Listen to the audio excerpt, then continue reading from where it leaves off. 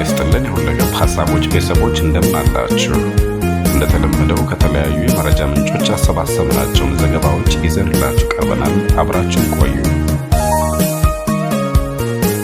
የሰሜኑ ስጋትና የኤርትራ ጦር እንቅስቃሴ ከፕሪቶሪያ የሰላም ስምምነት ባሻገር ኢትዮጵያ ሰሜናዊ ክፍል በተለይም የትግራይ ክልል አዋሳኝ ድንበሮች ዳግም በከፍተኛ ወታደራዊ ውጥረት ውስጥ መውደቃቸውን የሚጠቁሙ መረጃዎችን በስፋት እየወጡ ይገኛሉ።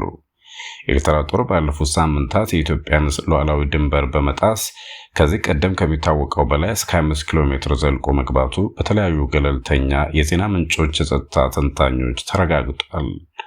ሁኔታ በፌደራል መንግስትና በህወሓት መካከል የተፈረመውን የፕሪቶሪያውን ሰላም ስምምነት ትርጉምና የወደፊት ዕጣ ፈንታ ላይ ከባድ ጥያቄዎችን አጭረዋል። የኤርትራ ጦር ሰርጎ መግባትና ተጽዕኖ ምን ይመስላል? ከፕሪቶሪያ የሰላም ስምምነት ዋነኛ አንቀጾች አንዱ የውጭ ኃይሎች ከትግራይ መውጣት የሚለው ነው። የኤርትራ ጦር ከጥቅምት ወር 2015 ዓ.ም ጀምሮ በኢትዮጵያ ድንበር በኩል ባሉ አዋሳኝ አካባቢዎች ሰፊ እንቅስቃሴ ሲያደርግ መቆየቱ የሚታወስ ነው። በአሁኑ ወቅት ግን ይህ እንቅስቃሴ ጥልቀት ያለውና አዲስ መልክ ያዘ ይመስላል። የተባበሩት መንግስታት ድርጅት የሰብአዊ መብት ኮሚሽንና ሌሎች ዓለም አቀፍ ተቋማት እንደሚገልጹት የኤርትራ ጦር አሁን ላይ ከ25 ኪሎ ሜትር በላይ ወደ ትግራይ ዘልቆ የገባ ሲሆን በተለይም ታህታይ፣ አዲያቦ፣ አዲያሰር፣ አዲጸጸር፣ ማይክሆሌና አዲስ ነብሪ በተባሉ ስትራቴጂካዊ ቦታዎች የኤርትራ ሜካናይዝድ ጦሮች ሰፍረው ይገኛል። እነዚህ አካባቢዎች ከትግራይ ዋና ከተማ ሽሬ ጋር የሚያገናኙ መንገዶች ያሉባቸውና በጦርነቱ ወቅትም ትልቅ ስትራቴጂካዊ ጠቀሜታ ያላቸው ናቸው። ማይክሆሌ ለምሳሌ ከዚህ ቀደም በ2022 ጦርነት ከፍተኛ ውድመት የደረሰባት ስፍራ ስትሆን ከድንበር ያላት ርቀት እስከ 25 ኪሎ ሜትር ይገመታል። አዲጸጸርም ተመሳሳይ የሆነ ስትራቴጂካዊ ጠቀሜታ አለው። ኤርትራ ጦር በእነዚህ ቦታዎች መስፈሩ የሽሬን ከተማ ከበባ ውስጥ ለመክተት የታለመ ይመስላል የሚሉ ግምቶች በስፋት እየተናፈሱ ነው። የኢትዮጵያ መንግስት ምላሽና ዓለም አቀፍ ስጋት። በጦርነቱ የመጀመሪያ ምዕራፍ ላይ የኢትዮጵያ መንግስት የኤርትራ ጦር ድንበሯን አቋርጦ ስለመግባቱ ይፋ ማብራሪያ ለመስጠት ተቸግሮ ነበር። ነገር ግን ከዚህ በኋላ በወቅቱ የፌዴሬሽን ምክር ቤት አፈ ጉባኤ የነበሩት አቶ ጌዲዮን ጢሞቴዎስ የኤርትራ ጦር ወደ ኢትዮጵያ መግባቱና እንዲወጣ በደብዳቤ መጠየቁን አስታውቀው ነበር። አሁን ያለው ሁኔታ ግን ከዚህ የበለጠ ውስብስብ ሆኗል። ኢትዮጵያ የኤርትራ ሉዓላዊ ግዛቷን በመጣስ በሰሜን ምስራቅ አቅጣጫ ግልጽ ወረራ ፈጽማብኛለች በሚል ቅሬታ ብታሰማም ኤርትራ ግን ይህንን ክስ ውሸት በማለት ታስተባብላለች። የተባበሩት መንግስታት ድርጅት የሰብአዊ መብቶች ከፍተኛ ኮሚሽን በሰሜኑ ደቡብ አካባቢ ያለው ወታደራዊ እንቅስቃሴና በሲቪል ህዝብ ላይ እየደረሰ ያለው ግፍ ከዚህ ቀደም በ2022 ጦርነት ወቅት ከነበረው የከፋ መሆኑን በመግለጽ ስጋቱን አጠናክሯል። እንደ ኮንፍሊክት ዞንና ክሪቲካል ትሬት ያሉ የዜና ምንጮች የኤርትራና የህወሓት ጦር በተለያዩ ግንባሮች ህብረት እየፈጠሩ እንደሆነ እየተዘገበ ነው። የኤርትራ ጦር ወልቃይት አካባቢን ጨምሮ በሱዳንና በኢትዮጵያ ድንበር አዋሳኝ አካባቢዎች መገኘቱ ውጥረቱን ይበልጥ እንዲፋፋም አድርጎታል።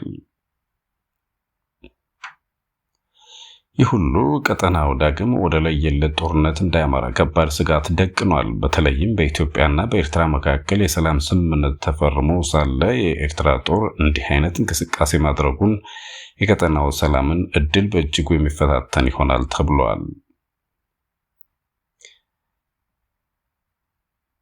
የኢትዮጵያ የባህር በር ፍላጎትና የሶማሊላንድ ስምምነት ቀጠናዊ ተጽዕኖዎች። ኢትዮጵያ ከ1993 ዓ.ም የኤርትራ መገንጠል በኋላ ባህር በር አልባ ሀገር መሆኗ ለረጅም ጊዜ የህልውና ጥያቄ ሆኖባት ቆይቷል። ጥያቄ አሁን ላይ ከአፍሪካ ቀንድ አዲስ የጂኦፖለቲካዊ ለውጥ ጋር ተያይዞ አዲስ ምዕራፍ ላይ ደርሷል። የኢትዮጵያና የሶማሊላንድ የመግባቢያ ስምምነት የኢትዮጵያ የባህር በር ፍላጎት ለማርካት እንደ መፍትሄ ቢቀርብም በቀጠናው ላይ ትልቅ ውጥረት ፈጥሯል።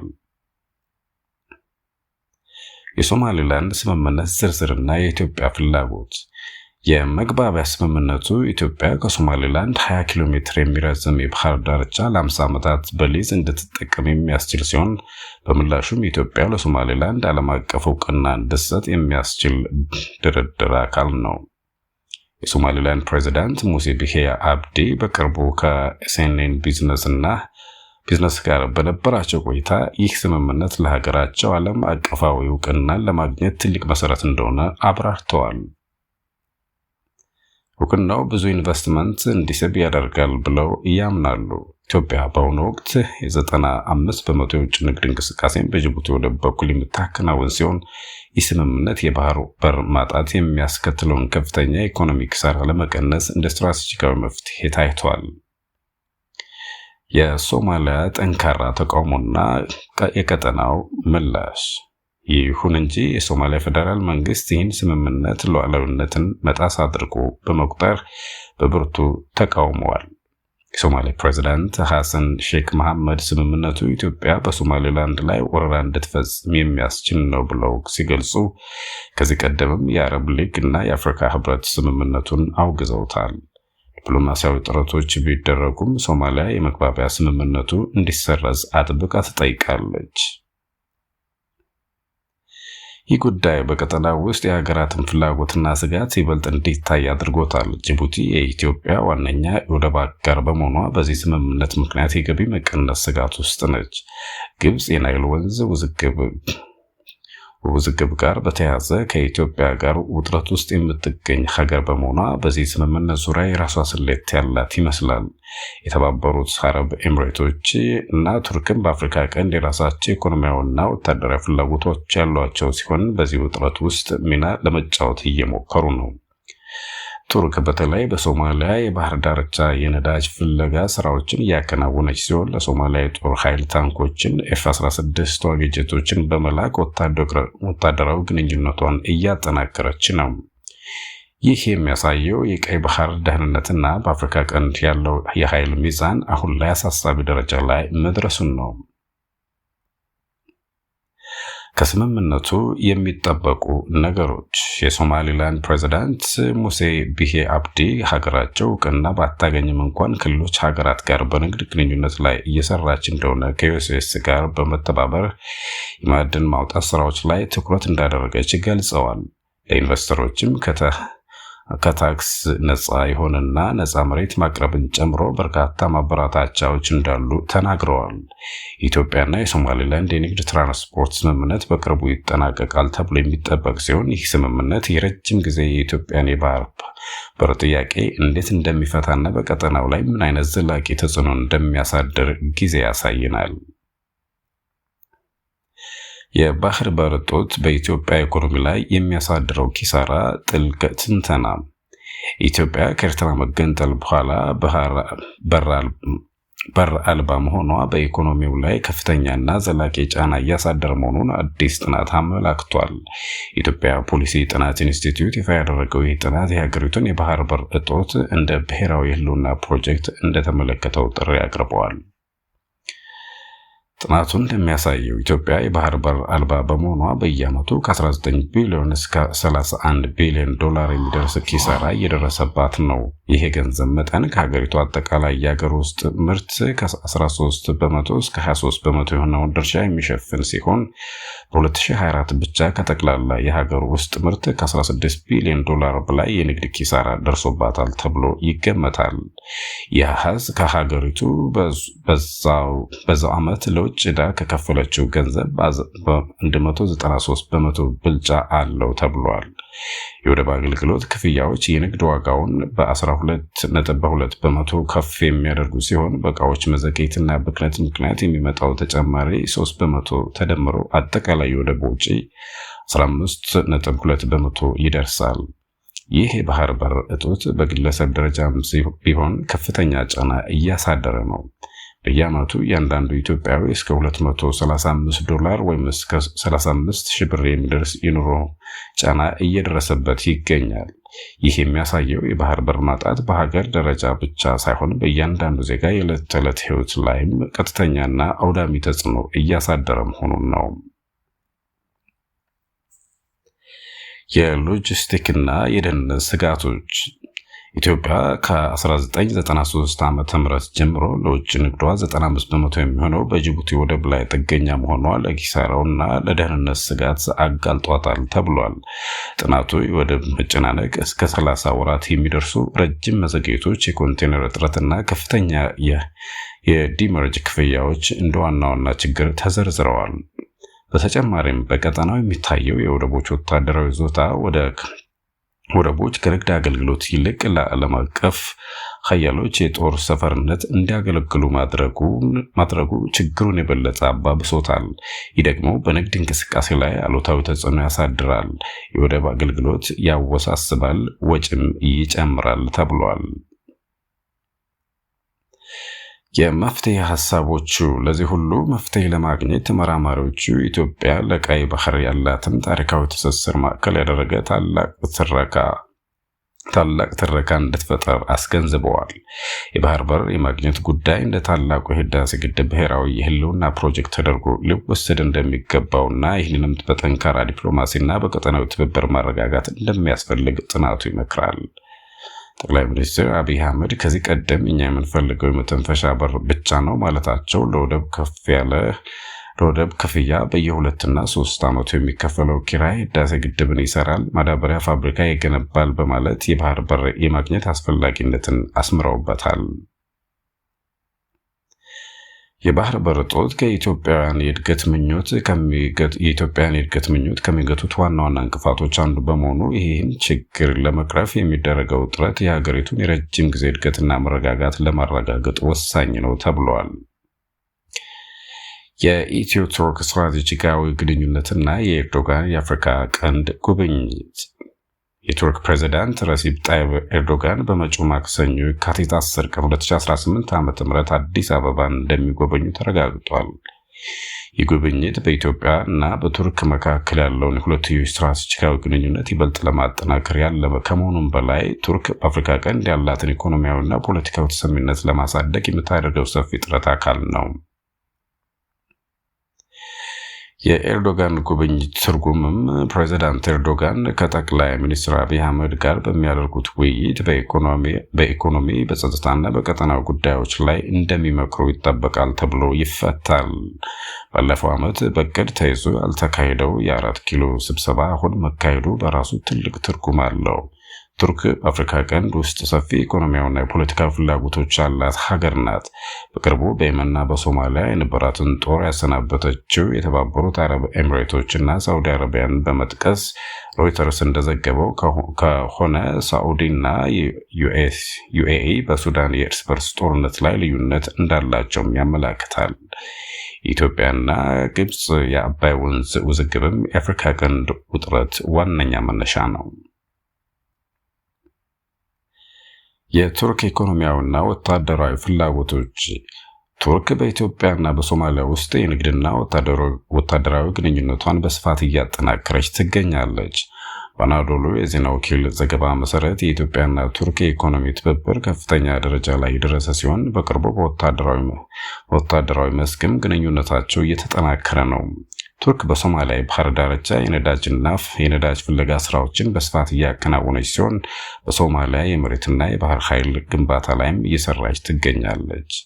ከዚህም በላይ ቱርክ ለሶማሊያ F-16 ጀቶችና ታንኮችን ጨምሮ በርካታ ወታደራዊ መሳሪያዎችን መላኳ በቀጠና ውስጥ ያለውን የኃይል ሚዛን በመቀየር ረገድ ትልቅ ሚና ይጫወታል። የአፍሪካ ቀንድ ጂኦፖለቲካዊ ተጽዕኖዎች የቱርክ በአፍሪካ ቀንድ ውስጥ ያለው ንቁ ተሳትፎ የአፍሪካ ቀንድ ሀገራትን ኢትዮጵያ፣ ሶማሊያ፣ ኤርትራ፣ ጅቡቲ፣ ሱዳንን ጨምሮ እስራኤልን፣ የተባበሩት አረብ ኤሚሬቶች፣ ሳዑዲ አረቢያና ግብጽ እንዲሁም ግብጽ እና አሜሪካን ባካተተው ስብስብ የኃይል ግንኙነት ውስጥ አስገብቷል።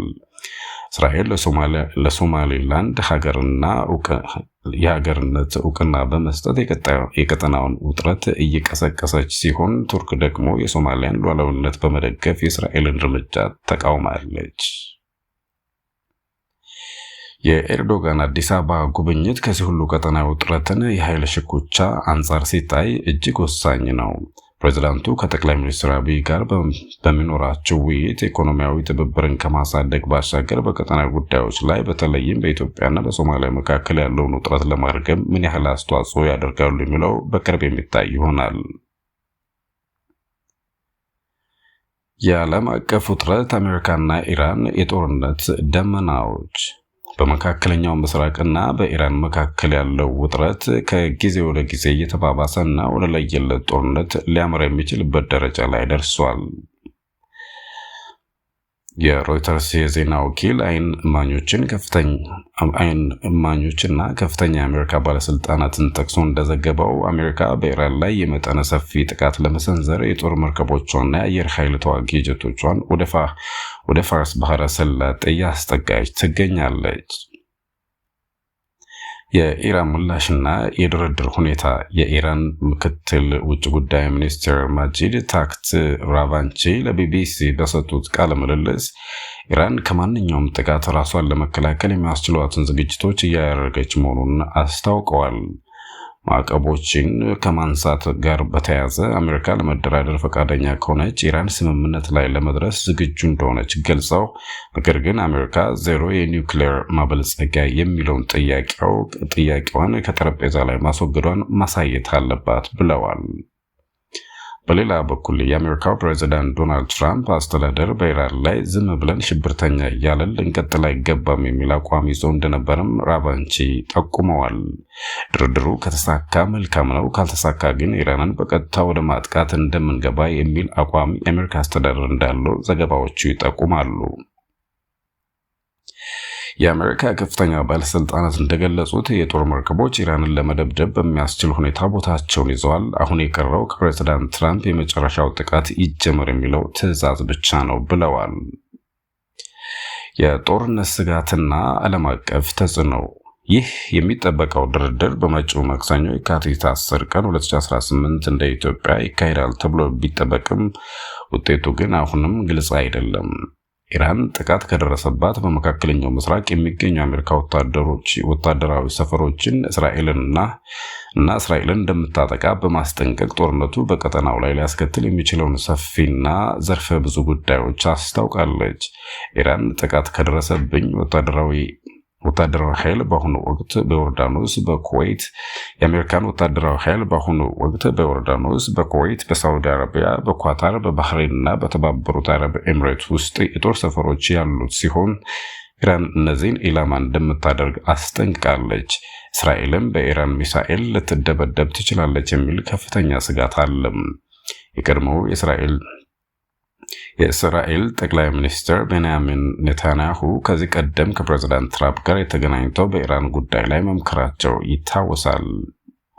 የዚህ ጦርነት መከሰት በመካከለኛው ምስራቅ ላይ ብቻ ሳይሆን በመላው ዓለም ላይ ከፍተኛ የኢኮኖሚ ደህንነት መዘዝ ሊያስከትል ይችላል ተብሎ ይጠበቃል። የነዳጅ ዋጋ ንረት፣ የንግድ መስመሮች መዘጋትና ሰብአዊ ቀውስ ሊከሰት እንደሚችልም ተንታኞቹ ይገልጻሉ።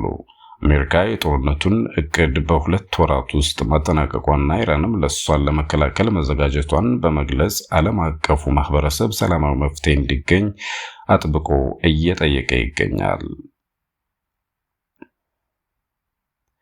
የቻይና አዲሱ የአፍሪካ የንግድና የፖሊሲ አቋም ምትክ። ቻይና ለአፍሪካ ሀገራት የምትሰጠውን ቀረጥ ነፃ የንግድ እድል በከፍተኛ ሁኔታ አስፋፍታለች። ቀደም ሲል ይህ እድል ለ33 ሀገራት ብቻ ተፈቅዶ የነበረ ሲሆን በአሁኑ ወቅት ግን ወደ 53 የአፍሪካ ሀገራት እንዲያድግ ተደርገዋል። ይህ እርምጃ አሜሪካ በሰብአዊ መብት አያያዝ ሰበብ ከአጎዋ የንግድ እድል ለሰረዘቻቸው እንደ ኢትዮጵያ ያሉ ሀገራት ትልቅ አማራጭና እድል ይፈጥራል ተብሎ ይጠበቃል። የቻይና አዲስ የንግድ ፖሊሲ እና ትርጉሙ። የሮይተርስ የዜና ወኪል ባሰራጨው ዘገባ መሰረት የቻይና ከቀረጥ ነፃ ምርት የማስገባት እድል በአውሮፓውያን አቆጣጠር ከሜይ 1 2026 ጀምሮ ተግባራዊ ይሆናል። በዚህ ፖሊሲ መሰረት አንድ ሀገር ከቻይና ጋር ግንኙነት ካላት ምርቶቿን ያለ ገደብ ወደ ቻይና መላክ ትችላለች። ይህ ከአሜሪካ አቋም በተለየ መልኩ የሰብአዊ መብት አያያዝን ጨምሮ ሌሎች አስገዳጅ መስፈርቶች የሌሉበት በመሆኑ ለብዙ የአፍሪካ ሀገራት ምቹ ሊሆን ይችላል። ቻይና በትኩረት የምትፈልጋቸው ምርቶች አረንጓዴ እና ጥሬ ዕቃዎች እንዲሁም የኢንዱስትሪ ግብዓቶች መሆናቸውን የቻይና መንግስት ቴሌቪዥን ጣቢያ ዘግበዋል። ቤጂንግ በዓመት 1.4 ቢሊዮን ዶላር የሚያወጡ የአፍሪካ ምርቶች ከቀረጥ ነፃ ወደ ሀገሯ እንዲገቡ ፈቅዳለች። የአሜሪካ አቋምና የቻይና ፉክክር። አሜሪካ ከአፍሪካ የእድገትና የእድል ህግ መሰረት ለአፍሪካ ሀገራት ከቀረጥ ነፃ የንግድ እድል ስትሰጥ ቆይታለች። ሆኖም የአሜሪካ አቋም በየዓመቱ በአፈጻጸም የሚገመገም ሲሆን የሰብአዊ መብት አያያዝ፣ ዲሞክራሲያዊ አስተዳደርና ሌሎች መስፈርቶች ካልተሟሉ እድሉ ሊሰረዝ ይችላል። ኢትዮጵያና ሌሎች ሀገራት በሰብአዊ መብት ጥሰትና በሌሎች ጉዳዮች ሰበብ ከአቋም እድል የተሰረዙበት ሁኔታ ይታወሳል። የአሜሪካ አቋም በዓመትና በቀን የተገደበ ሲሆን ወደ 1800 የሚጠጉ የምርት አይነቶች ላይ ብቻ የሚሰራ ነው ተብሏል። ይህ ደግሞ ከቻይናው ያለ ገደብ ከቀረጥ ነፃ ምርት የማስገባት ፖሊሲ ጋር ሲነጻጸር የቻይናን ገበያ የበለጠ ምቹ ያደርገዋል። ባለፈው ዓመት የአሜሪካ አስተዳደር አቋም ለአንድ ዓመት ብቻ እንዲራዘም ማድረጉ የአሜሪካ ከአፍሪካ ጋር ያላት ንግድ ግንኙነት የወደፊት ዕጣ ፈንታ ላይ ጥያቄዎች አጭሯል። በ2025 እንደ አውሮፓውያን አቆጣጠር ላይ በአፍሪካና በቻይና መካከል የ100.2 ቢሊዮን ዶላር የንግድ ልዩነት መኖሩም የቻይናን ኢኮኖሚ ተጽዕኖ መጠን ያሳያል። ተግዳሮቶችና እድሎች። ተቾች እንደሚገልጹት የአፍሪካና ቻይና የንግድ አለመመጣጠንና በአፍሪካ የኢንዱስትሪ ምርቶች ያለ መስፋፋት ችግር አለ። ቤጂንግ ጥሬ ዕቃዎችንና የኢንዱስትሪ ግብዓቶችን ለመሰብሰብ ያሰበችበት ፖሊሲ ነው የሚሉም አሉ። ሆኖም የቻይናውያን ከቀረጥ ነፃ የንግድ እድል ለአፍሪካ ሀገራት ትልቅ እድል ሊሆን ይችላል። በተለይም ከምርት አይነቶች ገደብ ነፃ መሆኑና በሰው ልጅ መብቶች ዙሪያ ጥብቅ ቁጥጥር አለመኖሩ ኢኮኖሚያቸውን ለማሳደግ ለሚፈልጉ ሀገራት ጠቃሚ ነው። በመሆኑም የአፍሪካ ሀገራት የቻይናን ገበያ በብቃት በመጠቀም የኢኮኖሚ አቅማቸውን ለማሳደግና ዓለም አቀፍ የንግድ ግንኙነታቸውን ለማጠናከር ጠንክረው መስራት ይገባቸዋል። የቻይና አዲሱ ፖሊሲ የአፍሪካ ኢኮኖሚን ከውጭ ግንኙነት ነፃ በማውጣትና ወደ ተሻለ የእድገት ደረጃ ለማሸጋገር ትልቅ ፋይዳ ሊኖረው ይገባል።